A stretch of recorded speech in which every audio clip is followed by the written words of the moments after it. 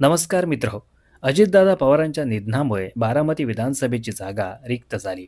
त्यामुळे लवकरच बारामतीत पोटनिवडणूक होणार आहे. दादांच्या मृत्यूमुळे रिक्त झालेल्या उपमुख्यमंत्री आणि काही खात्यांच्या मंत्रिपदाची जबाबदारी सुनेत्राताईंनी स्वीकारली असली तरी सुनेत्राताई महाराष्ट्र विधानसभा अथवा महाराष्ट्र विधान परिषदेच्या सदस्य नाहीत. त्यामुळे पुढील 6 महिन्यात सुनेत्राताईंना विधानसभा किंवा विधान परिषदेच्या सदस्य म्हणून निवडून येणं अनिवार्य आहे. त्यामुळे बारामती पोटनिवडणुकीसाठी राष्ट्रवादी अजित पवार गटाकडून सुनेत्राताईंचं नाव निश्चित मानलं जात आहे. सुनेत्राताईंनी बारामतीची पोटनिवडणूक लढविल्यास शरद पवार गट उमेदवार देणार नसल्याचंही बोललं जात आहे. जरी शरद पवार गटाने उमेदवार दिला तरी सहानुभूतीमुळे सुनेत्राताईंचाच विजय होईल असं निश्चित मानलं जात आहे. सुनेत्राताई सध्या राज्यसभेच्या खासदार आहेत. राज्यसभा हे देशाच्या संसदेचं वरिष्ठ सभागृह आहे. सुनेत्राताई आमदार म्हणून बारामतीतून निवडून गेल्यास त्यांना राज्यसभेच्या सदस्यत्वाचा राजीनामा द्यावा लागेल.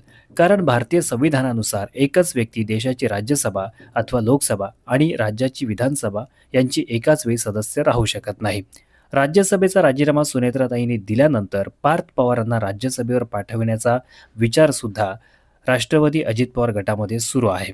अशा प्रकारे विधानसभेचं सदस्यत्व मिळवणं अनिवार्य असल्याने त्याचबरोबर बारामतीत पोटनिवडणूक प्रस्तावित असल्याने सुनेत्राताई पवार लवकरच बारामतीच्या आमदार म्हणून महाराष्ट्राच्या विधानसभेत जातील.